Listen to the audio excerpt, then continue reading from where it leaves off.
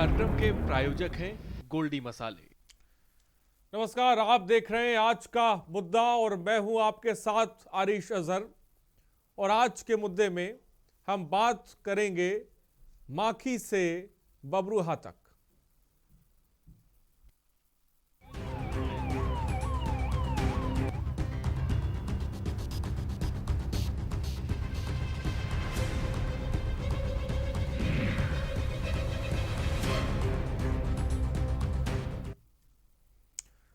तो उन्नाव में नाबालिग बुआ भतीजी की शुरुआती पोस्टमार्टम रिपोर्ट आ गई है।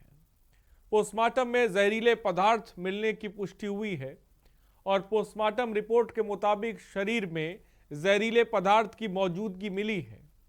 हालांकि अभी कहना मुश्किल है कि आखिर ये जहरीला पदार्थ किस प्रकार का है, लेकिन बड़ा सवाल यहां पे ये है कि आखिर नाबालिग लड़कियों को जहर किसने दिया, लड़कियों के हाथ पैर किसने बांधे, ये बड़े सवाल है।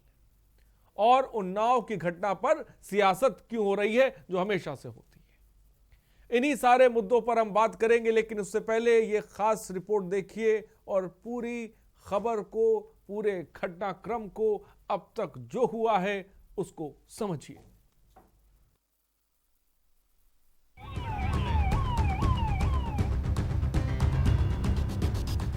कलम की धरती उन्नाव एक बार फिर सुर्खियों में है। माखी कांड के बाद एक बार फिर उन्नाव सुर्खियों में है। एक नहीं दो मौतों के बाद असुआ में हड़कंप मचा है। उत्तर प्रदेश का उन्नाव जिला आपराधिक वारदातों की वजह से सुर्खियों में बना है। एक बार फिर उन्नाव से रूह को थर्रा देने वाली खबर आई है। यहाँ दो नाबालिग लड़कियों का शव मिलने से हड़कंप मच गया है। वहीं एक किशोरी गंभीर रूप से घायल है, जिसका कानपुर में इलाज हो रहा है। घटना के बाद कानून व्यवस्था फिर कटघरे में है, तो शुरुआती पोस्टमार्टम रिपोर्ट ने मौत की मिस्ट्री को और उलझा दिया है। उन्नाव में नाबालिग बुआ भतीजी की शुरुआती पोस्टमार्टम रिपोर्ट आ गई है। पोस्टमार्टम में जहरीली पदार्थ मिलने की पुष्टि हुई है। घटना में इन्वेस्टिगेशन चल रहा है। हमारा प्रयास है कि जल्द से जल्द इस घटना का नामकरण हो और न्याय मिले। से बात हुई है, जितने भी इनके यहाँ मेल और फीमेल और बालिग लोग, मेच्योर लोग हैं, मेरी सबसे बात हुई दी है। उस तहरीर पर हमने 302, 201 का मुकदमा दर्ज किया है, मर्डर का मुकदमा दर्ज किया है। जो उन्होंने वर्बैटिम तहरीर दी है और वही उसी तहरीर पर हमने मुकदमा दर्ज किया है। पोस्टमार्टम पैनल से होता है, पोस्टमार्टम पैनल से हुआ, इन वीडियो हो, उस प्रोसेस में थोड़ा टाइम लगता है। हालांकि अभी कहना मुश्किल है कि आखिर ये जहरीला पदार्थ किस प्रकार का है। इस बीच कानपुर के एक अस्पताल में भर्ती एक और भतीजी की हालत अभी भी नाजुक है। अब बुआ और भतीजी के शरीर में मिले जहर को लैब में जांच के लिए भेजा जा रहा है। उन्नाव पुलिस जहर के प्रकार के बारे में पता करने की कोशिश कर रही है। एसओजी की 10 टीमों का गठन किया गया है। इसके साथ ही लड़कियों के परिजनों और गांव वालों से पूछताछ भी की जा रही है। एक लड़की की मां के मुताबिक 3 लड़कियों के मुंह से झाग आ रहा था। बता दें कि असुआ थाना क्षेत्र के अंतर्गत ग्राम पंचायत पाठकपुर के मजरे बबरुआ में बुधवार दोपहर 3 बजे के करीब बुआ और भतीजी खेत में हरा चारा लेने गई थी, लेकिन देर शाम तक घर नहीं लौटी। शाम में परिजन लड़कियों को खोजने के लिए निकले और परिजनों के मुताबिक खेत में तीनों लड़कियां कपड़े से बंधी मरणासन हालत में मिली थीं। तीनों के मुंह से झाग निकल रहा था। ये हरेरी लेने गई थी खेत में। उसके बाद हरेरी से जब रोज चली आती थी, तब उसमें लेट हुआ तो करीब 6-7 बजे हम लोग ढूंढने निकले कि सब तन ढूंढने तो नहीं मिले। तब खेतन ढूंढने चालू कर, तब उसी लाही वाले खेत में बंधी मिली सब। तीनों लोग इकट्ठे खेत में सब बंधी हुई मिली हैं। सब ये कपड़े वपड़े जो पहने थी इसी से सब बंधे हुए, चुन्नी उन्नी से जो और घास के लिए सब वो पल्ली लिबो रख ले जाती हैं। तीनों किशोरियों के परिजनों ने सामुदायिक स्वास्थ्य केंद्र असुहा पर लाया गया, जहां पर डॉक्टरों ने 2 को मृत घोषित कर दिया और एक को कानपुर के हेलट अस्पताल के लिए रेफर कर दिया, जहां हालत में सुधार न होने पर कानपुर के रेजेंसी अस्पताल में शिफ्ट करा गया है। परिवार के लोगों के बयान में विरोधाभास है, इसलिए पुलिस इस लिहाज से भी देख रही है अलग अलग वक्त पर लोगों के पहुंचने की वजह से बयानों में चेंज है या फिर पुलिस वाले कहीं शामिल हैं। पुलिस ने खेत को घेर लिया है। फॉरेंसिक टीम सबूत जुटाने में जुटी है, जिससे कि घटना के बारे में पता चल सके। अभी घटनास्थल का हम लोग घटनास्थल का काम्बिंग कर रहे हैं। छोटी छोटी चीज़ें दूर दूर तक कोई सबूत ऐसा मिल जाए जिससे हमें विवेचना में सहयोग मिले, इसलिए हम लोग काम भी कर रहे हैं, पूरा देख रहे हैं। अब हाँ, मिलेगा तो जरूर आपको बताया जाएगा। अभी हम इनको परिजनों द्वारा CHC असोहा ले जाया गया और वहाँ पर चिकित्सकों द्वारा 2 बच्चियों को मृत घोषित किया गया और 1 बच्ची को उपचार हेतु उन्नाव और फिर बेहतर उपचार के लिए कानपुर रेफर किया गया। प्रकरण की गंभीरता को देखते हुए स्थानीय पुलिस द्वारा 6 टीमें गठित की गई हैं। इनका पर्यवेक्षण वरिष्ठ अधिकारियों द्वारा किया जा रहा है और प्रशासन, स्वास्थ्य विभाग सहित अन्य संबंधित विभागों से लगातार समन्वय स्थापित करके विधिक कार्रवाई आगे बढ़ाई जा रही है। तीसरी बच्ची का उपचार जनपद कानपुर नगर में चल रहा है। वहाँ के चिकित्सकों द्वारा जारी मेडिकल बुलेटिन के अनुसार उसे सस्पेक्टेड केस ऑफ पॉइजनिंग बताया गया है और उसकी कंडीशन क्रिटिकल बट स्टेबल आंकी गई है। जहां एक तरफ पुलिस मामले की तफ्तीश कर रही है तो दूसरी तरफ सियासत भी जोर मार रही है। सरकार के निशाने और विपक्ष है तो पीड़िता के गांव से लेकर कानपुर तक हंगामा बरपा है।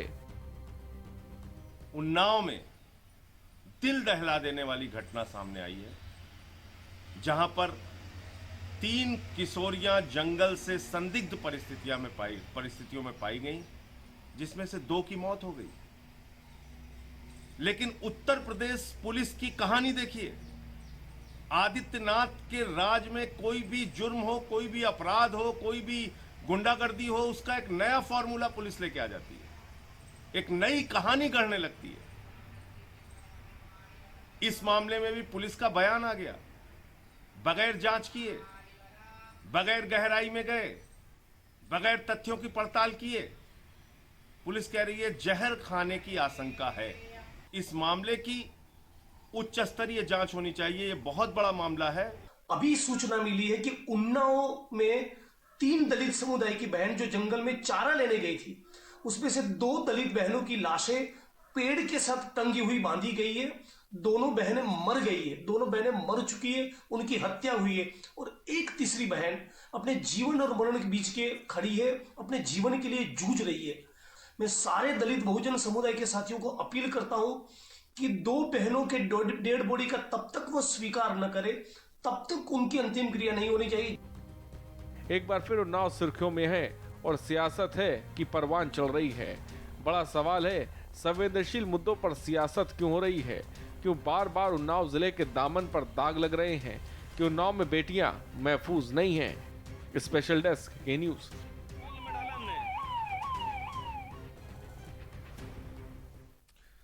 तो उन्नाव में बेटियां महफूज नहीं हैं, लेकिन उससे बड़ा सवाल क्या सूबे में बेटियां महफूज नहीं हैं? हमने हाथरस कांड देखा, हमने माखी कांड देखा, उसके बाद फिर से जिला उन्नाव हम देख रहे हैं। आखिर सूबे की ये तस्वीर बदले की कब, ये शायद आप भी नहीं जानते और शायद हम भी नहीं जानते। उन्नाव में एक कैसी अनहोनी है, ये बड़े सवाल हैं। 3 लड़कियां और मौत के पीछे की मिस्ट्री क्या है, इसको सुलझाएगा कौन? फिर विवादों में कलम की धरती है। उन्नाव के बबुरा कांड का सच क्या है? माकी से बबरूहा तक, इसी पर आज हम बात कर रहे हैं। ये तस्वीर आखिर बदलेगी कब? खेत जाती हैं 3 लड़कियां, 2 को बांध दिया जाता है। ये बांधने वाले कौन है? पोस्टमार्टम रिपोर्ट जब सामने निकल कर आती है तो उसमें जहर की बात सामने आ रही है। आखिर ये जहर किसने दिया है? पुलिस जब तफ्तीश कर रही है, परिवार के लोगों से बात कर रही है, तो उसका कहना है कि बयानों में थोड़ा सा विरोधाभास है, लेकिन 28 घंटे से ज्यादा का वक्त बीत चुका है। पुलिस कर क्या रही है, यह बड़ा सवाल इस वक्त आज के मुद्दे में के न्यूज उठा रहा है कि 28 घंटे से ज्यादा का वक्त बीत चुका है। के न्यूज लगातार इस खबर पे बना हुआ है। लगातार हम प्रशासन पर सवाल भी उठा रहे हैं कि आखिर कब ऐसे कांड बंद होंगे। एक के बाद एक, चाहे हाथरस कांड हो, चाहे माखी कांड हो, चाहे उन्नाव कांड हो, ये कांड खत्म नहीं हो रहे हैं। और उत्तर प्रदेश के पुलिस या लखनऊ में बैठे आला अधिकारी कर क्या रहे हैं? तमाम बड़ी बड़ी बातें, तमाम बड़े बड़े बयान सत्ता से लेकर विपक्ष तक सब देते हैं, लेकिन क्या कोई जमीन पे जाके देखता है कि इस देश की बेटियों के साथ क्या सलूक किया जा रहा है? हमने महिला थाने बना दिए, हमने महिला डेस्क बना दी, हमने हेल्पलाइन नंबर बना दिए, लेकिन क्या जमीन पे जाकर किसी अधिकारी ने देखा कि ये काम कैसे करती हैं? ये सवाल लगातार हम उठाते रहते हैं, लगातार हम पूछते रहते हैं। और उन सब के बीच ये खबर उन्नाव से, जिस खबर को आज हम दिखा रहे हैं, इंसाफ की जगह सियासत कब तक होगी? लड़कियों को जहर देने वाला जल्लाद कौन है, ये पुलिस पता कब लगाएगी? घायल लड़की बोलेगी तो पूरी मिस्ट्री खुलेगी, लेकिन 28 घंटे तक एयरलिफ्ट करके कोई अच्छे अस्पताल तक क्यों नहीं भेजा गया? यह भी अपने आप में बड़ा सवाल है। क्या उस लड़की के मरने का इंतजार कर रही है ये पुलिस कि वो लड़की इस दुनिया से चली जाए और बातें जो बहुत सी ऐसे बातें, बहुत से ऐसे राज है, वो दफन हो जाए? तो कौन है बबरूहा कांड का जिम्मेदार, ये बताना पड़ेगा प्रशासन को। अब बहुत हो चुका है, 28 घंटे से ज्यादा का वक्त बीत चुका है, लेकिन अभी तक पुलिस पता नहीं लगा पाई है कि आखिर ये जहर देने वाले कौन थे, ये लड़कियों को बांधने वाले कौन थे। अभी तक पुलिस पता नहीं लगा पाई है। ये है सूबे की पुलिस, ये है उत्तर प्रदेश की पुलिस, और इसी पर आज का मुद्दा कर रहे हैं। बयान हमने आपको सुना दी है, जब भी कभी वारदात होती है तो बयान धड़ा आने लग जाते हैं, लेकिन इंसाफ कैसे मिलेगा, सूबे की तस्वीर कैसे बदलेगी, ये बड़ा सवाल है। महिलाएं सुरक्षित कैसे होंगी, ये बड़ा सवाल है। कैसे किसी को हक मिलेगा, ये बड़ा सवाल है। और ये दिलाएगा कौन? ये दिलाएगा प्रशासन, ये दिलाएगा सरकार। जो बड़े बड़े वादे तो महिला सुरक्षा को लेकर तमाम जगहों से कर दिए जाते हैं, बड़ी बड़ी प्रेस कॉन्फ्रेंस तमाम जगहों से कर दी जाती हैं, लेकिन जमीन पे देखिए, खेत पे कभी किसी को मौत के घाट उतार दिया जाता है, कभी किसी को रस्सी से बांध के जहर दे दिया जाता है। तमाम ऐसे कांड है, लिस्ट है, सरकार दर सरकार आती गई। क्राइम का ग्राफ सूबे में कभी बंद नहीं हुआ है। तमाम दावे किए गए कि अपराधी यहां से भाग के चले जाएंगे, लेकिन क्राइम का ग्राफ सूबे से और उत्तर प्रदेश से कम नहीं हुआ है। और ऐसा लगता है कि सूबे की पहचान अभी अपराध बन चुका है। हमारे साथ इस वक्त गेस्ट जुड़ रहे हैं, उनसे आपका तारुफ करा दें। हमारे साथ प्रमोद गोस्वामी वरिष्ठ पत्रकार हैं, इस वक्त हमारे साथ जुड़ गए। प्रमोद जी, आपका बहुत बहुत स्वागत है। दिलीप यशवर्धन सोशल एक्टिविस्ट से हमारे साथ जुड़े, लखनऊ से बहुत बहुत स्वागत है दिलीप यशवर्धन जी आपका। और भी गेस्ट हमारे साथ जुड़ेंगे, उनसे भी हम आपका तारुफ कराएंगे, लेकिन सबसे पहले सीधे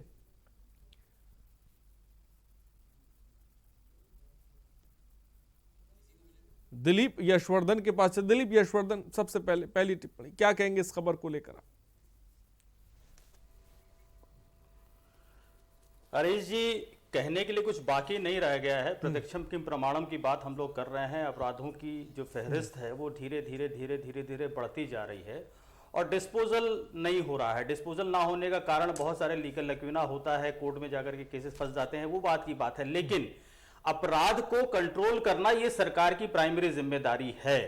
अपराध को रोकने की प्राइमरी जिम्मेदारी पुलिस की है। देखिए, अपराध नहीं होगा ये तो कहना बड़ा मुश्किल है कि अपराध हमेशा के लिए खत्म हो जाएगा, लेकिन जब कोई अपराध होता है तो उस अपराध की तहकीकात एज सुन एज पॉसिबल हो और जो कल्प्रिट हो उनको ऐसी सजा मिलनी चाहिए कि अगली बार कोई अपराध करने से पहले सोचे।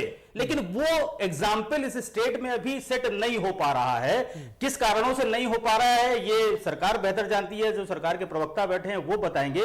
लेकिन मैं ये जरूर जानता हूं कि हमारे कानून में बहुत सारी कमियां हैं। आज मान लीजिए अपराधी को पकड़ भी लिया जाएगा तो उसको सजा आज नहीं दे सकती, क्योंकि एडमिनिस्ट्रेशन या पुलिस का काम सजा देना नहीं है। ये सिर्फ इन्वेस्टिगेट करेंगे, अपनी रिपोर्ट बनाएंगे, रिपोर्ट बना करके कोर्ट में पेश कर देंगे, उसके बाद वो केस चलता रहेगा। और कोर्ट में केस कितने दिनों तक चलते हैं ये आप भी जानते हैं। लेकिन ये जो कोर्ट में डिले होता है, इस डिले को लॉ अमेंड करके सुधारा जा सकता है, और ये सुधारने की जिम्मेदारी भी लेजिस्लेशन के ऊपर ही है, विधानसभा और लोकसभा के ऊपर ही ये जिम्मेदारी है। क्योंकि घटनाएं, अपराध तभी कंट्रोल में हो सकता है जब कानून में सख्ती होगी। दूसरी बात कि ये जो एडमिनिस्ट्रेटिव अथॉरिटीज हैं इनके ऊपर भी अकाउंटेबिलिटी होनी चाहिए, क्योंकि ये कुछ भी बयान दे देते हैं, कुछ भी कह देते हैं। इनको पता है कि इनकी कहीं कोई जवाबदेही नहीं है, इनको अपनी खाना पूर्ति करके रिपोर्ट दे देना है। कभी कह रहे हैं कि जहर दे के मारा गया है, कभी कह रहे हैं कि उनके चोट पर कोई, शरीर पर चोट का कोई निशान नहीं है, जो भी चीजें हैं, लेकिन अकाउंटेबिलिटी इन एडमिनिस्ट्रेटिव अथॉरिटीज की कहीं पर नहीं है। तो अगर शासन ये चाहता है कि प्रशासन ठीक तरीके से काम करे, अपनी जिम्मेदारियों का निर्वहन करे, तो जिम्मेदारियों का निर्वहन ना कर पाने के रेस्पेक्ट में उनके ऊपर उनकी अकाउंटेबिलिटी भी फिक्स होनी चाहिए, उनके ऊपर भी कुछ पेनल एक्शंस होने चाहिए। कि इतनी सख्ती होने के बाद आप देखिए सरकार का यह दावा है कि हर थाने में एक महिला कांस्टेबल रहती है, एक महिला डेस्क लगाई जाती है, किसी भी महिला को इन्वेस्टिगेट करने के लिए महिला अधिकारी या महिला पुलिसकर्मी ही करेगी। लेकिन ये सच्चाई शायद धरातल पर नहीं है, ये कागजों में तो है, हम पढ़ते हैं, बहुत सारे एक्ट बने हुए हैं महिलाओं की सुरक्षा के लिए, लगभग 30 से 45 एक्ट बने हुए हैं इस देश में, लेकिन उसके बावजूद भी महिला सुरक्षित नहीं है। उसके दो कारण है। पहला कि बहुत सारे कानूनों का इंप्लीमेंटेशन प्रॉपर तरीके से नहीं हो पा रहा है, खुद सरकारी विभागों में नहीं हो पा रहा है, बाकी तो छोड़ दीजिए, खुद सरकारी विभागों में जिन कानूनों को इंप्लीमेंट हो जाना चाहिए वहां भी इंप्लीमेंटेशन नहीं हो पा रहा है, और जो प्राइवेट ऑर्गेनाइजेशन है वहां भी इंप्लीमेंटेशन नहीं हो पा रहा है।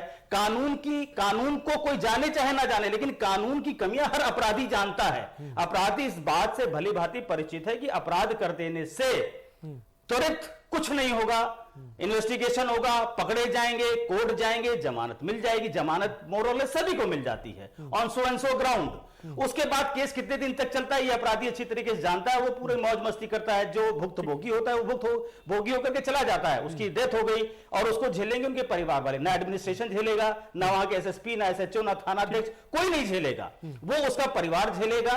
और उसका भविष्य जो खराब हो चुका है, परिवार का जो भविष्य खराब हो चुका है, उसकी कोई भरपाई नहीं होगी। एट द मोस्ट गवर्नमेंट ये करेगी कि कुछ ना कुछ कंपनसेशन उसको दे देगी, लेकिन किसी की कंपनसेशन दे देने से किसी की जिंदगी वापस नहीं आती है। इन चीजों को कंट्रोल कर पाना बहुत आसान है। कानून में सुधार कर दीजिए, सब चीजें अपने आप लाइन अप हो जाएंगी। कानून में सुधार कर दीजिए, सब चीजें अपने आप लाइन पर आ जाएंगी, ऐसा कह रहे हैं यशवर्धन साहब। हमारे साथ कुछ गेस्ट और भी जुड़ गए, उनसे भी आपका तारुफ करा दें। हमारे साथ अनीता अग्रवाल जी, बीजेपी प्रवक्ता हमारे साथ जुड़ गए। अनीता जी बहुत बहुत स्वागत है आपका। सना शेख कांग्रेस महिला मोर्चे से हैं, हमारे साथ जुड़ गई हैं। सना शेख आपका बहुत बहुत स्वागत है। राजेश राय पूर्व आईपीएस से इस वक्त हमारे साथ जुड़ गए हैं, आपका भी बहुत बहुत स्वागत है। राजेश राय जी, मैं चाहूँगा कि आप भी क्या कहेंगे सबसे पहले उन्नाव में जो इस तरह की खबर सामने निकल कर आ रही है, इसको लेकर सबसे पहली प्रतिक्रिया क्या है सर आपकी, बताएं। एक गंभीर घटना हुई है और जिन लोगों ने इस घटना को किया है बड़े ही दुर्दांत और मतलब उनके जितनी भी उनकी कड़ी से कड़ी निंदा की जाए वो उनके निंदा लायक है। और केवल निंदा लायक नहीं है, उनको तो ये है कि पकड़ करके उनको मतलब ढंग से पीट करके उनको जेल भेजा जाए।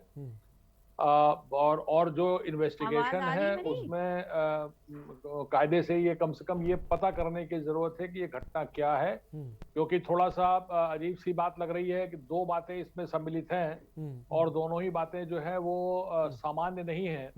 एक तो ये है कि जैसा मैं सुन रहा था, आपकी रिपोर्ट देख रहा था कि जो हॉस्पिटल में और जो उनका विष के बारे में बात आई है वो उसकी भी जांच हो रही है कि तीनों को एक ही विष है।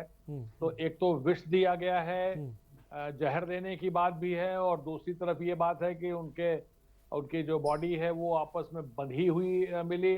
तो जहर तो दिया गया है सर, किस प्रकार का जहर दिया गया इसके बारे में बात चल, लेकिन जहर तो दिया गया है, बांधा भी गया था दो लड़कियों को, ये चीज तो बिल्कुल साफ है। अपने हाथ से तो अपने शरीर को बांधेगी नहीं, तो जो परिस्थितियां हैं वो बड़ी ही खतरनाक किस्म की हैं और उसमें जरूरी ये है कि इन पर बहुत कायदे से ढंग से इसका इन्वेस्टिगेशन हो। इसमें मतलब इस तरह का ट्रायल ना हो कि कोई कुछ कह रहा है, कोई कुछ कह रहा है, जिसका जो मन कर रहा है वो कर रहा है, क्योंकि जो अपराधी है वो तो करने वाला करके चला गया। उस अपराधी जिसने जो कुछ भी ये किया है, जिसने उसको तो किसी को नहीं पता कि अभी किसने किया है। लेकिन सर 28 घंटे से ज्यादा का वक्त बीत चुका है, 10 टीमें बना दी गई हैं, लगता है आपको कुछ पता लगा पाएगी पुलिस? अब तक तो कुछ नहीं पता लगा पाई। पड़ेगा ये पता लगाना कि बिल्कुल सही तरीके से किसने किया है, उसको सजा मिले, ये सारी बातें देखनी पड़ेंगी। ठीक है, हमारे साथ अनीता अग्रवाल जी भी। अनीता अग्रवाल जी क्या कहेंगे आप? बड़े बड़े दावे तो एक तरफ किए जाते हैं, लेकिन जमीनी हकीकत से क्या वाबस्ता है? हमने हमारा हाथरस कांड हमारे सामने, हमारे सामने माखी कांड, हमारे सामने उन्नाव कांड। क्या सीखी सरकार, क्या सीखा प्रशासन, बताएं नीता जी।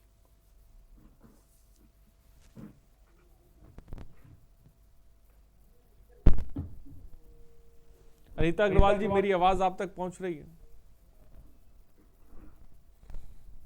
आपकी आवाज हम तक नहीं आ पा रही है अनीता अग्रवाल जी।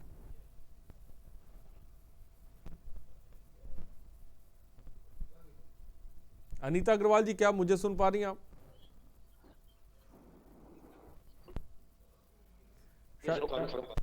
शायद मुझे लग रहा है कि अनीता अग्रवाल जी तक मेरी आवाज नहीं पहुंच। सना शेख, क्या मुझे सुन पा रही हैं आप? सना शेख, क्या मेरी आवाज आप तक पहुंच रही है?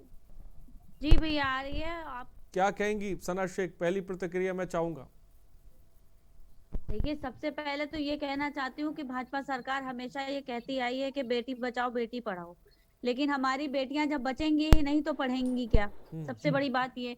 और जो है नाबालिग लड़कियां हैं, उनके साथ इतना कठोर, इतना निंदनीय ऐसा अपराध हो रहा है, और उसको हमारा प्रशासन जो है उसको एक जो है मामूली घटना बनाने पे लगा है कि जहर खा लिया है उन लोगों ने, और वो भी बिना पोस्टमार्टम की जो है रिपोर्ट आए हुए।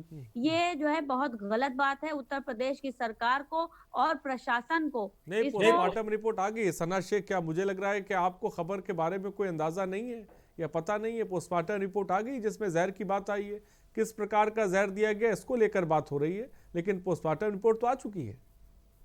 को करना चाहिए, ये कह रही हूँ। बढ़िया चलेगा। क्या कह रही है, एक बार फिर से बोलिए। ये आवाज बीच में नहीं, आप बोलिए, आपकी आवाज हम तक आ रही है, आप बोल सकती हैं। कह रहे हैं कि जिस तरीके से प्रशासन अपनी बात को कहने में लगा हुआ है कि जो है मतलब पोस्टमार्टम रिपोर्ट आई नहीं थी जब तक, उससे पहले जहर की पुष्टि वो लोग कर रहे हैं कि जहर खा लिया है उन लोगों ने, और अगर जहर ही खा लिया है तो उनके हाथ कैसे बंधे हुए थे? उनको खुद को, अपने आप को बांध के क्यों जहर कोई खाएगा? भी तो एक सोचने वाली बात है। ठीक है, तो कई बात सना शेख है जो उठा रही है। प्रमोद गोस्वामी वरिष्ठ पत्रकार हैं, वो भी इस वक्त हमारे साथ जुड़े हैं। प्रमोद जी, आपका बहुत बहुत स्वागत है। क्या मेरी आवाज आप तक पहुंच रही है? जी आ रही है। जी प्रमोद जी, क्या कहेंगे?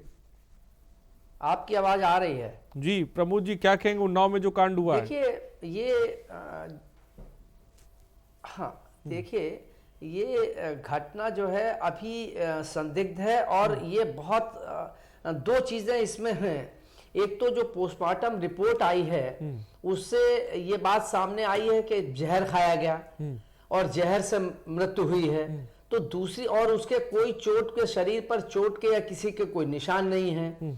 सवाल फिर यहाँ संदिग्ध इसलिए हो जाता है कि अगर जहर खाई और मर गई, ये घटना हो सकती है कि जंगल में है कोई चीज खा ली हो, कोई विषाक्त पदार्थ खा लिया हो, ये हो सकता है। लेकिन वो बंधे हुए कैसे थी? तीनों बच्चियां बंधी हुई कैसे थी? तो इसके मतलब ये है कि कहीं ना कहीं ये एक हत्या की गुंजाइश तो सीधी सीधी दिखाई दे रही है।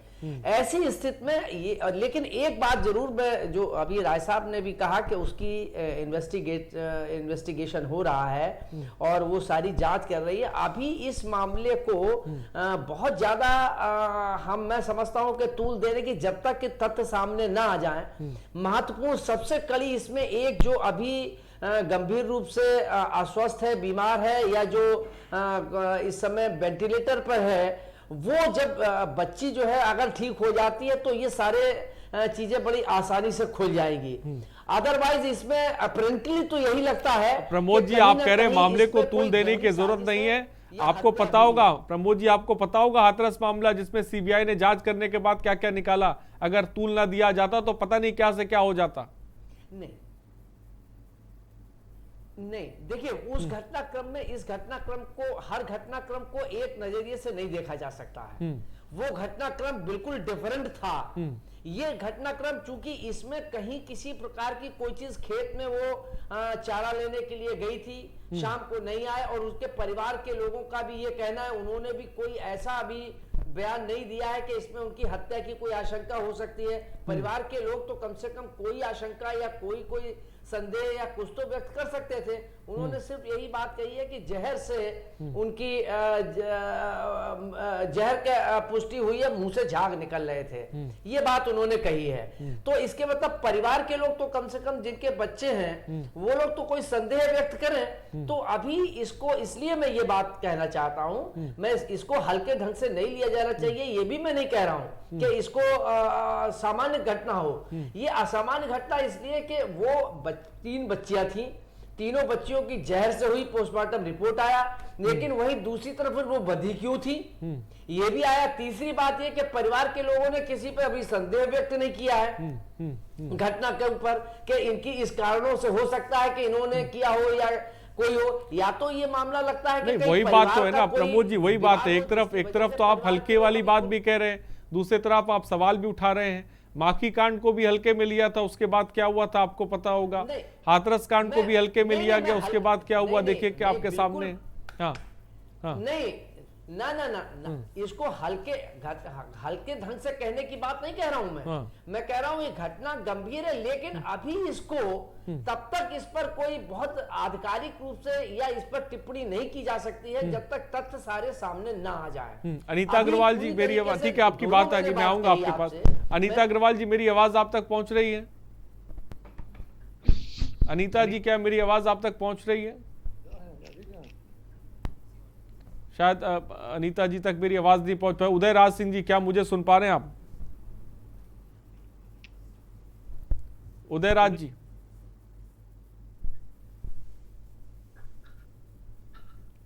उदय राज जी, क्या मेरी आवाज आप तक पहुंच रही है? जी बोलिए। क्या कहेंगे सर? असोहा की घटना जो है बगुरा। हाँ बोलिए, आपकी आवाज आ रही है।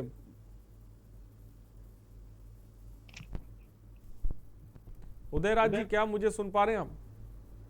हाँ, तो उसने 2017 में दिया था।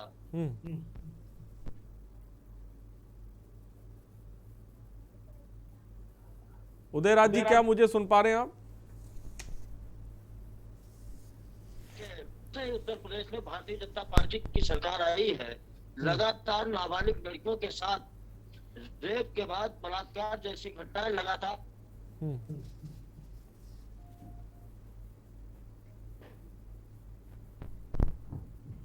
ठीक है, मुझे लग रहा है कि उदय राज जी तक मेरी आवाज नहीं पहुंच पा रही, उनकी आवाज को दुरुस्त किया जाए। अनीता अग्रवाल जी, क्या मुझे सुन पा रही हैं आप?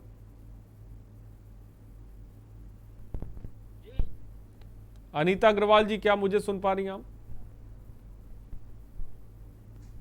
ठीक है, शायद उन तक भी मेरी आवाज़ नहीं पहुंच पा रही। मैं चाहूँगा कि उनकी आवाज़ को दुरुस्त किया जाए। दिलीप यशवर्धन, ये जो स्थिति बनी हुई है, 28 घंटे इस पूरे मामले पर बीत चुके हैं, लेकिन पुलिस के हाथ अभी तक खाली हैं। कई ऐसे सवाल हैं जो प्रमोद गोस्वामी भी उठा रहे हैं, जो के न्यूज़ भी उठा रहा है। आखिर जहर देने वाला जल्लाद कौन है, आखिर बांधने वाला कौन है? लेकिन 28 घंटे 10 टीमें होने के बाद सूबे की पुलिस के हाथ अभी खाली है। दिलीप, देखिए, ये काम तो पुलिस ही कर सकती है, इसमें हम और आप सिर्फ सवाल उठा सकते हैं, लेकिन ये काम इन्वेस्टिगेट करने का ये पुलिस की जिम्मेदारी है। अगर कहीं पर कोई क्लू नहीं मिल पा रहा है तो ये 2 सवाल तो अपनी जगह खड़े होते हैं कि हाथ किसने बांधे और जहर किसने दिया। अब जो घर के लोग कोई एडवर्स रिपोर्ट नहीं लिखा रहे हैं, इसमें एक बहुत बड़ी बात ये भी निकल के आ सकती है कि हो सकता है घर के लोगों का ही इस मर्डर में कहीं हाथ हो। ऐसा भी पहले भी हुआ है कि जो ऑनर किलिंग्स होती है, हो सकता है ये ऑनर किलिंग का मामला हो। लेकिन मामला कोई भी हो, रीजन कोई भी हो, इसमें पुलिस को अपनी जिम्मेदारी को त्वरित निभाने की जरूरत है। 28 घंटे का समय बहुत ज्यादा नहीं है तो बहुत कम भी नहीं है।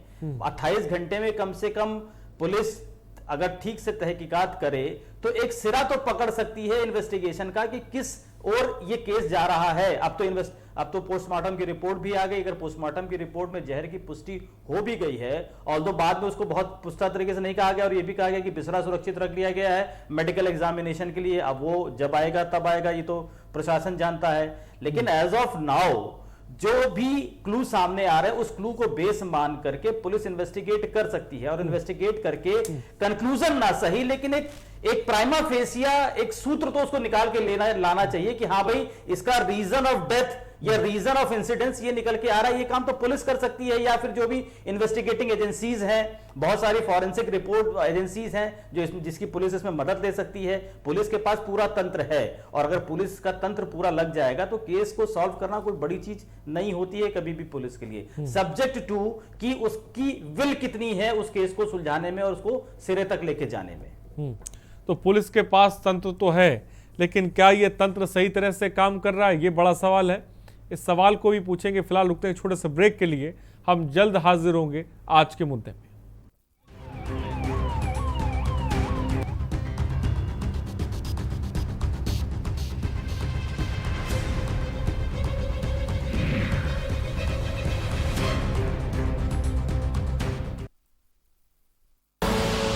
आप देख रहे हैं के न्यूज, खबरों का सारथी।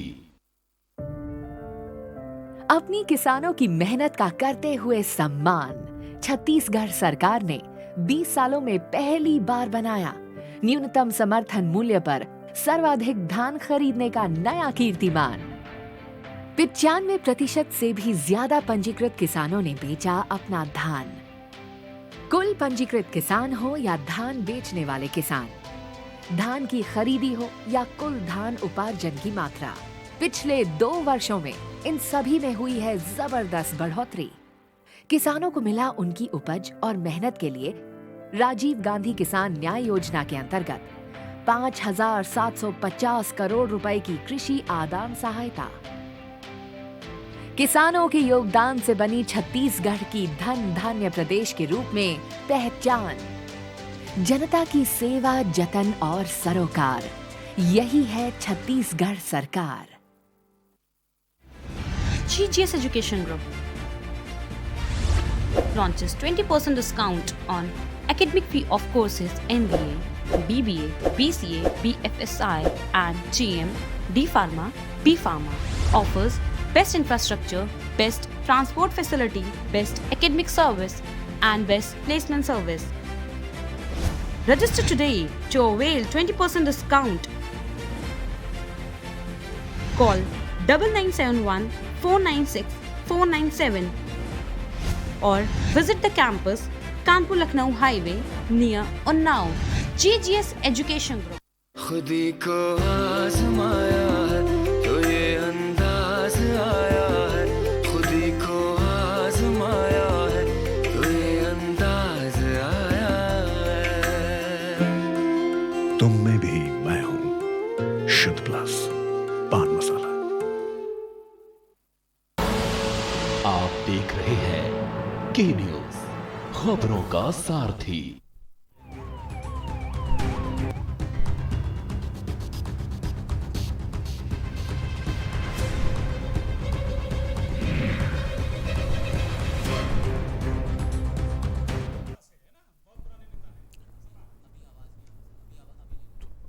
तो ब्रेक के बाद आपका स्वागत है।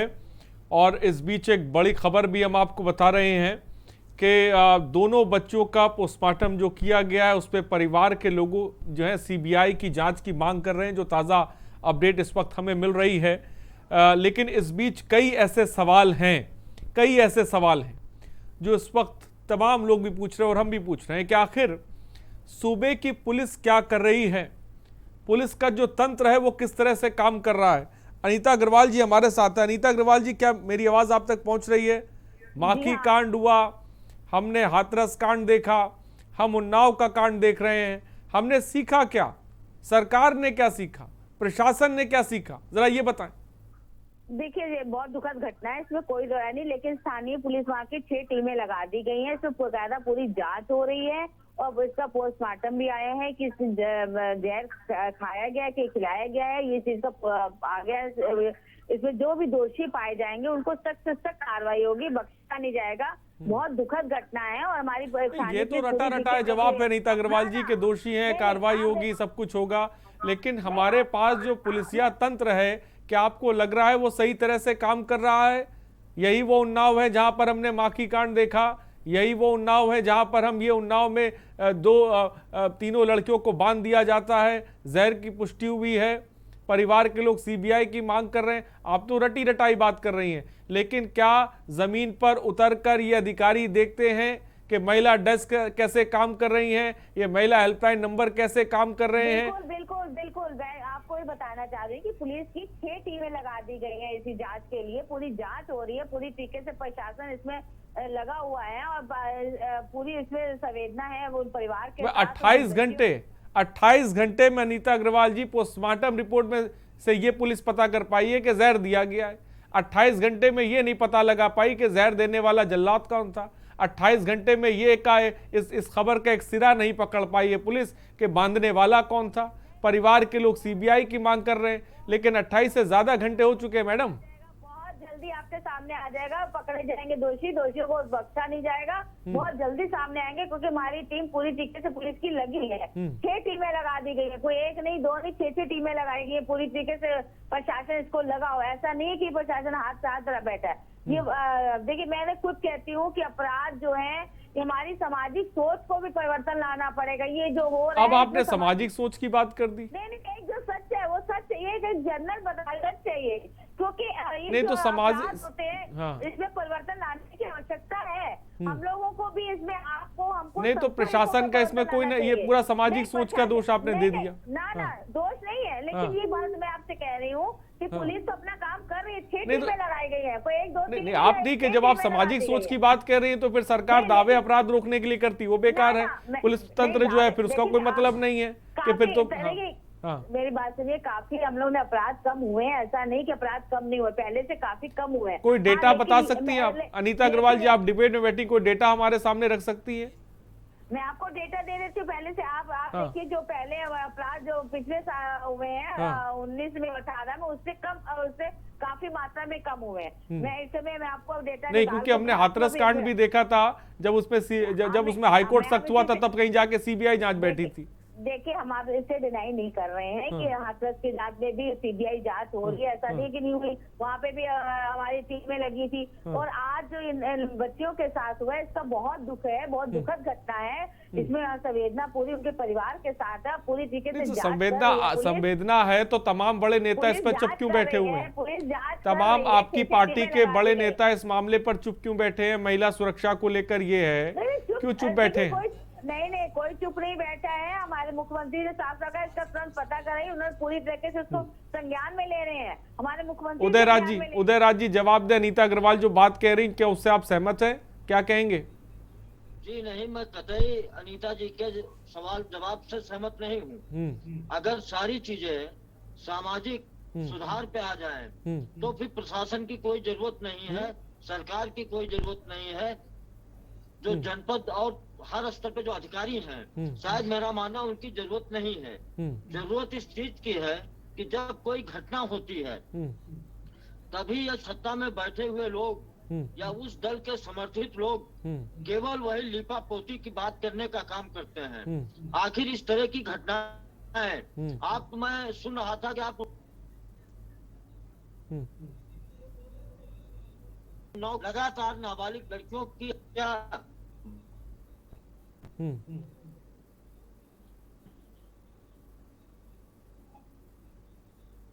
बलात्कार जैसी तमाम हुई है। यही है, आपने केवल एक घटना का जिक्र किया माखी का, कि एक लड़की के ऊपर पेट्रोल छिड़क करके उसको जलाने का काम किया गया। दूसरी घटना लड़की को फेंक भाटन खेड़ा बिहार थाने की हुई। और तीसरी घटना आपके अजगर क्षेत्र की हुई, जहां लड़की ने कप्तान ऑफिस में जाकर के अपने ऊपर तेल छिड़क करके सुसाइड करने का काम किया।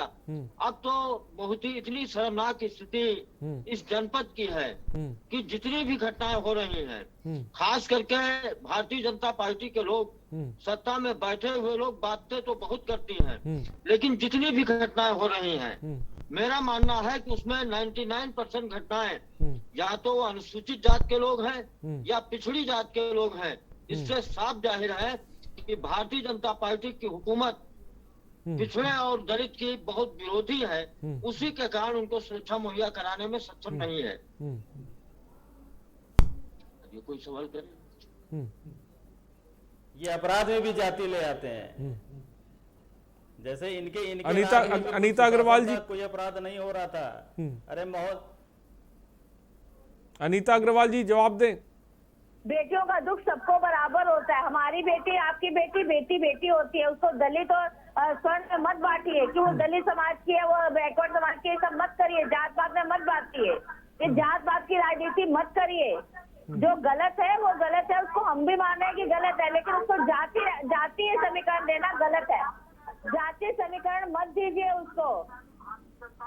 नहीं, भारतीय जनता पार्टी हमारा सबका साथ, सबके विकास की बात करती है, जात पात की बात नहीं करती है। हम लोग जात, बेटी बचाओ बेटी पढ़ाओ, बेटी के समर्थन में पूरी चीज के लिए, लेकिन उसमें हम किसी जाति विशेष की बेटियों को मत नहीं देते हैं। जात तो तमाम पार्टी, अनीता अग्रवाल जी हो, चाहे उदय जी हो या कांग्रेस नेता, तमाम पार्टियां अपराध में जात ढूंढ लेती, इससे कोई अछूता नहीं रह गया। ये बात तो बिल्कुल साफ है।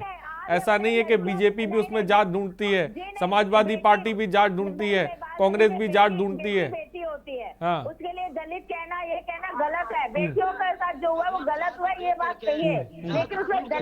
लेकिन हम ये भी देखते हैं, इंसाफ की बात जब आती तो तमाम पार्टियां चुप हो जाती हैं, मौन धारण कर लेती हैं। नहीं, जातियों की राजनीति मत करिए, नहीं होना चाहिए, मैं भी कहता हूँ। लेकिन अनीता अग्रवाल जी ये बता दीजिए कि इतने बड़े उन्नाव कांड पे आला नेता चुप क्यों बैठे हुए हैं? नहीं, कोई आला नेता से बैठे, हमारे मुख्यमंत्री संज्ञान में लिए तो तुरंत कार्रवाई करने के लिए बात की, तुरंत कार्रवाई की जाएगी। और 6 टीमें लगा दी गई हैं। ऐसा नहीं कि 4 बैठे हुए हैं। ये कौन, आपको मैं बता रही, बहुत जल्द इसमें दोषी अभियुक्त गिरफ्तार होंगे, उनको कड़ी से कड़ी सजा देगी, क्योंकि कानून जो है सख्त होना चाहिए, हम भी कहते हैं। सना शेख क्या कहेंगे? अनीता अग्रवाल ने जो बात कही, क्या कहेंगे उस पर? कोर्टों की व्यवस्था भी कर रहे हैं हम लोग इस मामले में। चाहती हूँ और अनीता जी को इन्फॉर्मेशन देना चाहती हूँ कि मैं नहीं कह रही हूँ, जी न्यूज कह रहा है कि उत्तर प्रदेश में हर 16 मिनट पर एक रेप होता है। आपकी जानकारी के लिए बता दूं तो आपकी भाजपा सरकार जो आप बता रही है टीमें गठित हो रही हैं, तो टीमें गठित होने से क्या होता है, जब प्रशासन और उत्तर प्रदेश की सरकार कुछ भी करने में विफल होती हम लोगों को दिखाई दे रही है। कभी किसी महिला को विधानसभा के आगे जो है खुद को जलाने की जरूरत पड़ जाती है, उसकी रिपोर्ट नहीं लिखी जाती है, और कभी तो ऐसा होता है। सना शेख, अनीता अग्रवाल कह रही है आपके आंकड़े झूठे हैं। आप जी न्यूज गूगल पे सर्च कर ले, आपको दिख जाएगा। ठीक है, आप ये बताइए ऐसी कौन सी भाजपा सरकार जो हम महिलाओं के लिए किसी तरीके का कोई कानून बनाने में विफल हो रही है, केवल टीमें बना रही है? कोई सख्त कानून क्यों नहीं बनाया? नहीं तो सना शेख, आप महिलाओं को लेकर इतनी बात कर रही, लेकिन हम देखते हैं महिलाओं की सुरक्षा के लिए क्यों नहीं प्रदर्शन किया जा रहा है, क्यों नहीं उतरा जा रहा है सड़क पर? कांग्रेस क्या कर रही है इसके लिए? हमारी उत्तर प्रदेश की महिला नहीं, हम देखते हो ट्वीट कर दिया जाता है, सिर्फ ट्वीट कर दिया जा रहा है। उन्नाव में मिल करके आई हैं, और जो बेटी अस्पताल में एडमिट है उससे मिल करके आई हैं, उनका दुख दर्द जान के आई हैं। लेकिन भाजपा सरकार के लोग कहाँ हैं? स्मृति ईरानी जी कहाँ हैं? आप लोगों की सरकार के जो आला कमान के जो बड़े बड़े नेता हैं, जो सिर्फ जो है अपनी बड़ी बड़ी बातें हमेशा करते चले आए हैं, बेटी बचाओ बेटी पढ़ाओ, आज वो सब कहाँ है? सिर्फ टीमें आप लोग गठित कर रहे हैं, कोई कानून सख्त बनाइए महिलाओं के लिए। ठीक है सना शेख, आपकी बात है। अनीता अग्रवाल जी, आप आंकड़ों की बात कर रही हैं, आपको लग रहा है कि आप इस वक्त सूबे में महिलाएं सुरक्षित हैं? ये लग रहा है आपको? जो बात कर रही है उनसे कहिए, आपके संसद में तो महिलाएं सुरक्षित नहीं है। आप सज्जन समाज की बात करते हैं, इनकी प्रवक्ता एक छेड़छाड़ के मुद्दे पे पार्टी छोड़ के चली गई है। अभी एक बलात्कारी को टिकट देने में महिला ने विरोध कर उसको मारा पीटा गया। ये कैसी बातें करी? 16 मिनट का मैं आंकड़ा दिखाए, कहाँ 16 मिनट के बाद रेप होते? कैसी बातें कर रही है? इनको शर्म आनी चाहिए। अनीता अग्रवाल जी, आप कोई आंकड़ा दिखा दीजिए, आपके पास कोई आंकड़ा हो तो दिखा दीजिए कि महिलाओं पे जुल्म नहीं हो रहा उत्तर प्रदेश में। आपके पास? मैंने तो कहा पहले से जो है काफी अपराध कम हुए हैं। नहीं तो कैसे कम हुआ? कोई आंकड़ा दिखाएंगी, कुछ बताएंगी? आप आंकड़ा देखिए ना, ये 16 मिनट का आंकड़ा जो बता रहे हैं, 16 मिनट। हम ठीक है, उनके आंकड़े को नहीं मान रहे, आप आंकड़ा दिखा दीजिए। नहीं, आप 16 मिनट का बताइए, कौन कह रहा है 16 मिनट बाद रेप होता है? अनीता अग्रवाल जी, आपको लग रहा है कि महिला अध्यक्ष जो बनी हुई सूबे में वो सही तरह से काम कर रही है? क्या बोला? महिला हेल्थ डेस्क जो बनाई गई है वो सही तरह से सूबे में उत्तर प्रदेश में काम कर रही है? बिल्कुल, महिला आयोग बहुत अच्छा काम कर रहा है और वहाँ के लोग उसकी जांच करने के लिए गए भी है, उन्होंने कहा भी है इसकी तुरंत जांच, उनकी बराबर बातचीत हो रही है। अभी मेरी आज ही बिमला बातल जी से बात हुई, उन्होंने कहा इसको हम संज्ञान लेके बात कर रहे हैं। मेरी बात हुई है शाम को इसी मुद्दे को लेकर। हम लोग खुद इसी में बात कर रहे हैं, खुद एक महिला है, हम लोग चाहते हैं कि इसमें जल्द से जल्द जांच हो। ठीक है, ठीक है। दिलीप यशवर्धन क्या कहेंगे? दिलीप यशवर्धन जी क्या कहेंगे आप? जी हरीश जी, सवाल दोहरा दें प्लीज, सवाल आया नहीं। दिलीप यशवर्धन जी, मौजूदा समय में जिस तरीके की तस्वीर हम देख रहे हैं, हर मुद्दे पर, चाहे वो माखी कांड हो, चाहे वो नाव कांड हो, हाथरस कांड हो, सियासत तो जोर पे होती है, लेकिन दूसरी तरफ हम ये देखते हैं कि इंसाफ बहुत बड़ी चीज़ है, इंसाफ बहुत अहमियत रखते हैं। इंसाफ कैसे मिलेगा, ये डर कैसे ख़त्म होगा, ये भय कैसे ख़त्म होगा? पुलिसिया तंत्र का आपने जिक्र किया, तंत्र तो हमारे पास बहुत बड़ा है, लेकिन ये तंत्र कैसे काम कर रहा है, इस पर भी मैं चाहूँगा कि मैं राजेश राय जी से सवाल लूँगा, लेकिन फिलहाल क्या कहेंगे इस पर?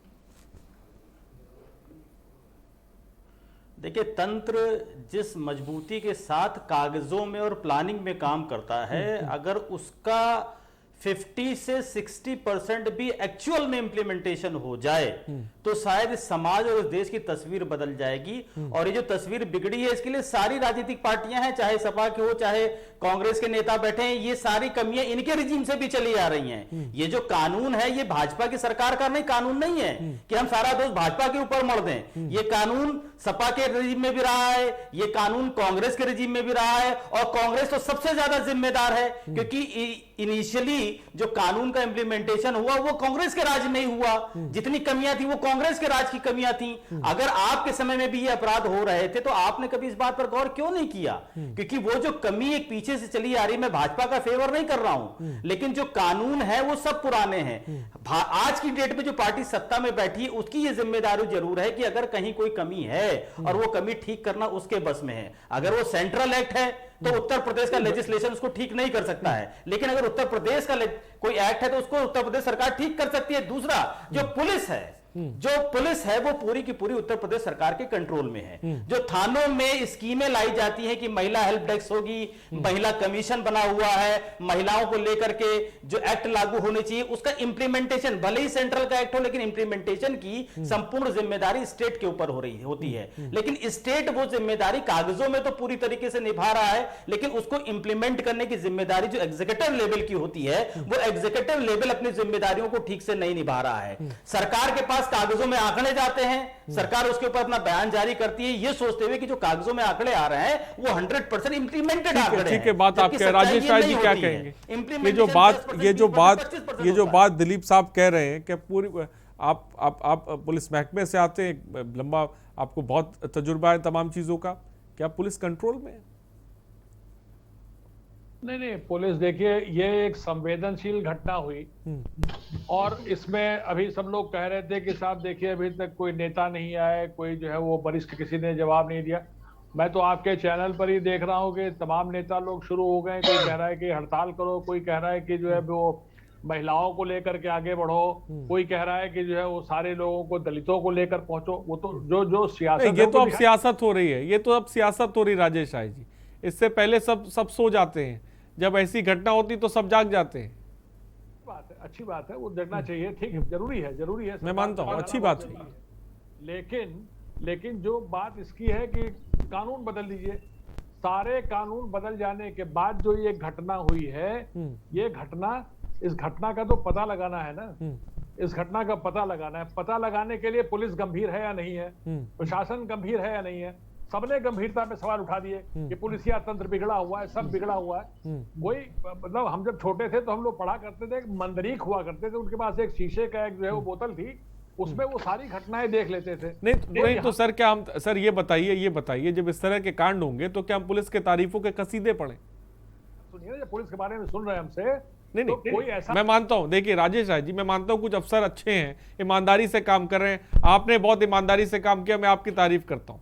लेकिन क्या ये इस तरह के जो कांड हो रहे हैं, जिस तरह से महिला अपराध को लेकर लोग हल्के में ले रहे पुलिस अधिकारी, तो क्या मैं उसके तारीफों के कसीदे पढ़ूं क्या सर?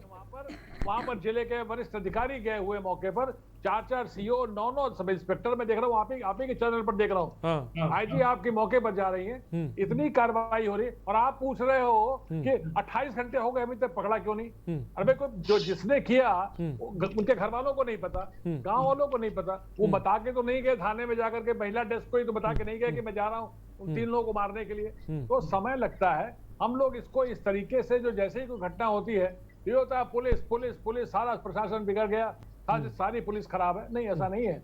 मैं देख रहा हूँ एफर्ट हो रहे हैं, आर्य जी एफर्ट हो रहे हैं, मैं देख रहा हूँ। आप वो जो है, मैंने 4 सीओ देखे। नहीं राजेश राज जी, महिला हेल्प डेस्क अच्छे से काम करी, आप ये कह सकते हैं? महिला हेल्पलाइन, अगर मुझे ये बताइए आपका मुद्दा आज का इन नहीं, मेरा मुद्दा महिलाओं को लेकर है। महिलाओं पर अपराध हुआ है, मैं उस पर बात कर रहा हूं। मैं मानता हूं मैं उन्नाव की बात कर रहा हूं, लेकिन जब आप बेहतरी की बात कर रहे हैं, आप तारीफ कर रहे हैं, तो मैं ये पूछूंगा कि महिला डेस्क जो थाने पे बनाई गई है, आपको लगता है वो सही तरह से काम करती है?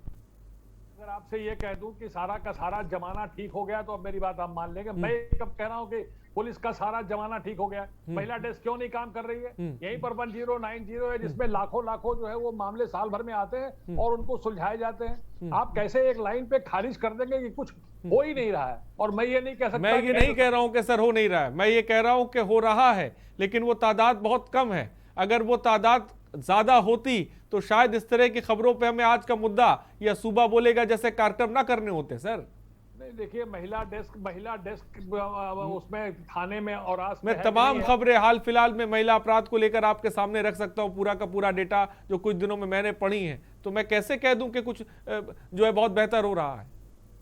आप भी अखबार पढ़ते होंगे, आप भी न्यूज चैनल देखते होंगे। सर क्या नहीं कर रही है, उसका इस घटना से क्या लेना देना? यहाँ तो महिला डेस्क पे कोई गया ही नहीं। वहां घटना में 2 बच्चियां 3 बच्चियां जो है वहां पर गई चारा लेने के लिए। और कभी कभी राजेश जी छोटे छोटी चीजें बड़ा रूप ले लेती हैं। कई बार ऐसी लड़कियां होती हैं जो पुलिस के पास जाती हैं, जिन्हें भगा दिया जाता है, उनके बाद उन्हें तेजाब डाल दिया जाता है, किसी को मौत के घाट उतार दिया। आप ही ने कार्यक्रम में कहा है कि अगर शुरुआती तौर पर एक्शन ले लिया जाए तो डर पैदा हो सकता है। आप ही ने सर कहा है, आप ही के ये शब्द हैं। मैं उन शब्दों को फिर दोहरा रहा हूं, लेकिन मेरा ये कहना है कि इस मामले में अभी तक की जो आपकी जो 28 घंटे की आपकी छानबीन है, आपकी जानकारी है, उसमें अगर कोई बात ऐसी आई हो जिसमें यह कहा जाए कि शुरुआती दौर पर पुलिस ने कोई कार्रवाई नहीं की, शुरुआती दौर पर कुछ नहीं हुआ, जैसे ही घटना लगी, इतनी संवेदनशील घटना में किसी जिले का कहीं का भी कोई पुलिस अधिकारी हो, वो बैठ करके अपने कान और आंखों में तेल डाल करके नहीं बैठेगा। आईजी मौके पर गई है, एसपी मौके पर गए हैं, 4 सीओ 9 इंस्पेक्टर, सब लोग लग करके इसमें तफ्तीश कर रहे हैं। वेट कीजिए, केवल इस बात को पुलिसिया तंत्र को कोसने से समाज नहीं चलता है। बैठ गए हम तो बैठ करके, क्षमा कीजिएगा, मुझे क्षमा कीजिएगा, मैं नहीं, आपको बोलने का अधिकार है, आप बोल सकते हैं। प्रमोद जी क्या कह रहे हैं? हो गए, लेकिन मैं पुलिस में हूँ, तो जो सही चीज है उसे कहिए ना, मैं उसको कहाँ मना कर रहा हूँ? मैं तो खुद ये मैं नहीं कह रहा कि पुलिस ने सारे मामले ठीक कर दिए, मैं ये नहीं कह रहा हूँ कि सारी की सारी पुलिस ठीक है, लेकिन ये भी नहीं कह रहा हूँ मैं कि इसका मतलब पुलिस में इतने असंवेदनशील लोग हैं कि 3 महिला के साथ इस तरह बच्चों के साथ घटना हो जाए और पुलिस वाले कुछ करेंगे नहीं। बिल्कुल सहमत है सर, ईमानदार अफसरों की हम तारीफ करते हैं, लेकिन अगर उन्नाव में इस तरह के कांड आएंगे तो हम लोग तारीफों के कसीदे नहीं पढ़ सकते। ये भी कहना है, सवाल उठाएंगे, सवाल पूछे जाएंगे। मैं भी नहीं पढ़ रहा हूँ, मैं भी नहीं कह रहा हूँ, लेकिन जो मुद्दा है, इस मुद्दे में अगर आप कमी पा रहे हैं तो आपको कहना चाहिए, लेकिन अभी तक तो कोई कमी नजर नहीं आ रही है। ये जरूर है कि जो केस है वर्कआउट अभी नहीं हुआ है, लगेंगे लोग, पता लगेगा। आपने जितने मामले उठाए, माखी में लोग जेल में सजा पा गए, आपने जितने भी मामले उठाए उसमें उन सब लोगों में, उसमें जो है वो हाथरस कांड उठाया, उसमें सब लोग जेल में है, उसमें कार्रवाई हुई है। आप ऐसे मत कहिए कि कोई कुछ करता है। और बहुत से मामले सर जो हम उठाते हैं, हम दिखाते हैं, बहुत से ऐसे मामले जो छूट जाते हैं, बहुत से ऐसे मामले हैं जहां पर थानों से लड़कियों को भगा दिया जाता है, जहां पर उनकी रिपोर्ट तक नहीं लिखी जाती है। ऐसे भी बहुत से मामले हैं, आपको पता है, आप बेहतर चीजों को जानते होंगे। ठीक है, प्रमोद गोस्वामी जी क्या कहेंगे आप? देखिए, राय साहब की बात से मैं पूरी तरीके से सहमत हूँ, और ये मैंने आरिफ जी पहले भी ये बात कही कि अभी इस घटनाक्रम में मैं ये नहीं कह रहा हूँ उत्तर प्रदेश में महिलाओं पर अपराध बढ़े हैं, इसमें कोई दो राय नहीं है, बलात्कार की घटनाएं भी बढ़ी हैं, ये भी सच है, लेकिन आज जो बहस का मुद्दा है वो इस 3 बच्चियों की जो हत्या हुई है या वो जहरीले पदार्थ से किन कारणों से वो 2 बच्चियां मर गई। प्रमोद जी, बहस का मुद्दा ये भी है कि अपराधियों में डर नहीं है, बदमाशों में डर नहीं है। प्रमोद जी, ये भी बहुत बड़ा मुद्दा बहस का है। अगर डर होता, खौफ होता, कानून का सही तरह से डर पैदा किया जाता तो हो सकता है कि वारदातें ऐसी ना हो। ये भी बहुत बड़ा मुद्दा है सर। आरिश जी, मतलब मैं भी 30-35 वर्ष से पत्रकारिता में रहा हूँ, चीजों को देखा है और मैं बड़े खुले मन से आलोचना भी करता रहा हूँ। लेकिन खाली बेवजह राजनीति की जाए, बेवजह जैसे कि अभी कहा कि जातिगत, ये इस मुद्दे पर ना तो कोई जातिगत अभी क्लू मिल रहा है कि जातिगत आधार पर हत्या हुई है, न ही ऐसा कोई क्लू परिवार वालों ने दिया है, न घटना स्थल पर कोई तथ्य मिले हैं कि जिसमें ये लगे कि ये हत्या हुई है। तो अभी इस पर पुलिस इन्वेस्टिगेट कर रही है, उसमें तथ्य सामने आने चाहिए। फिर हम लोगों को अगर कोई तथ्य मिलते हैं तो उस पर हम आलोचना करेंगे, सरकार की भी, पुलिस की भी करेंगे। आलोचना करना बहुत आसान होता है, लेकिन तथ्यों को भी ध्यान में रख के कम से कम आजकल आलोचना करना भी बहुत मुश्किल हो गया है। गलत कहा जाए, सही आलोचना करना भी बहुत मुश्किल हो गया। ठीक है, मैं आपके पास आऊंगा। हमारे साथ उदय सिंह, पूर्व विधायक है, समाजवादी पार्टी से उन्नाव से जुड़े हुए हैं। उदय राज सिंह जी, उन्नाव में जिस तरह के मामले सामने आ रहे हैं, आपको क्या लगता है सर, उन्नाव में पुलिस प्रशासन सही तरह से काम नहीं कर रहा है? ये तो मैं नहीं कह सकता हूँ, लेकिन एक चीज जरूर है कि वर्तमान सरकार में जिस तरीके से दबाव में आकर के जब कोई बड़ी घटना होती है, लीपा पोती करने का काम होता है। जैसे अभी आपने जिक्र किया माखी का, आपने जिक्र किया हाथरस का, तो चाहे हाथरस की घटना हो, किन परिस्थितियों में कब कार्रवाई हुई कि लगभग 1 हफ्ते 10 दिन नामजदगी के बाद भी लोगों के खिलाफ कार्रवाई नहीं हुई। आखिर पुलिस ये लापरवाही, जहां तक मैं समझता हूँ, वो सत्ता पक्ष के दबाव में लोगों को पहले तो बचाने का प्रयास करती, और जब मीडिया और विपक्षी दल सही मुद्दे को उठा करके कार्रवाई की मांग करते हैं, तब जाकर के कार्रवाई होती है। आपकी सरकार में सत्ता दबाव में नहीं रहती थी पुलिस? मेरी सरकार के कार्यकाल में तो अगर उठा करके आप देखें, जो आंकड़े हैं सरकारी आंकड़े हैं, हमारे आंकड़े नहीं हैं, वो भारत सरकार और प्रदेश सरकार के आंकड़े हैं कि हर 90 मिनट के अंदर उत्तर प्रदेश में किसी न किसी लड़की के साथ बड़ी घटना हो रही है। हमारे कार्यकाल में, हमारी जब सरकार थी। आपने अपनी सरकार के टाइम पे लग रहा आंकड़े नहीं देखे, फिलहाल वक्त की कमी है। उदयराज जी, बहुत बहुत शुक्रिया हमसे जुड़ने के लिए। आप सबों का बहुत बहुत शुक्रिया हमसे जुड़ने के लिए और अपनी बात रखने के लिए, चर्चा करने के लिए। तो आज के मुद्दे में बड़ी बात उन्नाव का कांड हो या उन्नाव हाथरस कांड की हम बात कर लें, तमाम ऐसे कांड हैं। कांड हमेशा होते रहे, महिलाओं को हमेशा टारगेट पे लिया जाता रहा है, लेकिन सबसे बड़ी चीज़ ये हम देख रहे हैं इस कांड में कि 28 घंटे से ज़्यादा का वक्त बीत चुका है, पुलिस के हाथ अभी खाली है। जब हम ये कहते हैं, पुलिस के तंत्र पे सवाल उठाते हैं, बहुत से लोगों को ये बात बुरी लगती है, लेकिन आप सोचिए कि अगर शुरुआती दौर में पुलिस अगर सही तरह से कदम उठा दे तो शायद बदमाशों में डर पैदा हो, खौफ पैदा हो, तो उस तरह के कांड सामने नहीं आएंगे। आज का मुद्दा में इतना ही। बने रहिए हमारे साथ। नमस्कार।